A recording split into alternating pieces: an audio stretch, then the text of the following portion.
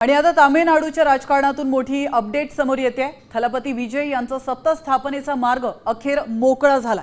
आता राज्यपालांच्या भेटीसाठी ते दाखल झालेत। सत्ता स्थापनेसाठी बहुमताचा आकडा गाठण्यात थलपती विजय यांना यश आलं। त्यांनी सत्ता स्थापनेचा दावा केलाय। व्हीसीके या पक्षाच्या थलपती विजय यांना 2 आमदारांनी पाठिंबा दिलाय। त्याचप्रमाणे इंडियन युनियन मुस्लिम लीगनेही त्यांना पाठिंबा दिलाय। त्यामुळे 118चा बहुमताचा आकडा गाठण्यात थलपती विजय यांना यश आलेलं आहे। याविषयी अधिक माहिती देण्यासाठी आपले प्रतिनिधी शिवाजी शिंदे आपल्यासोबत जोडले गेलेले आहेत। शिवाजी, आपण पाहतोय थलपती विजय यांचा सत्ता स्थापनेचा मार्ग मोकळा झालेला आहे। काय अधिक माहिती मिळते आणि शपथविधी कधी होणार आहे? प्राची, आजच त्यांनी सरकार स्थापन करण्याचा दावा हा विजय थलपती यांनी राज्यपालांकडे केलेला आहे।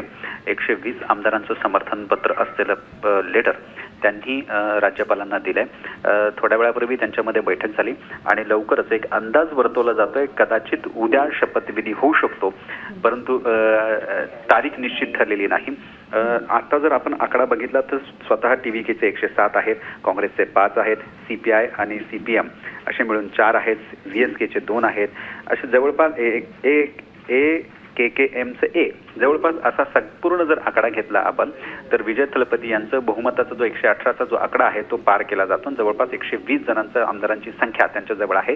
त्यामुळेच तमिळनाडूच्या राजकारणामध्ये गेल्या 2 ते 3 दिवसापासूनच्या नाट्यमय घडामोडी घडत होत्या, त्याला कुठेतरी विराम मिळालेला आहे आणि आता थलपती विजय यांचा सीएम पदाची शपथ घेण्याचा मार्ग मोकळा झाला आहे। नक्कीच, धन्यवाद शिवाजी तुम्ही दिलेल्या महत्त्वपूर्ण माहितीबद्दल। थलपती विजय यांचा सत्ता स्थापनेचा मार्ग आता मोकळा झालेला आहे। तब्बल 120 आमदारांचं पाठबळ त्यांना मिळालंय।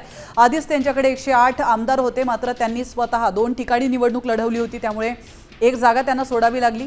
107 आणि अजून 13 आमदारांचं पाठबळ त्यांना आधीच मिळालं।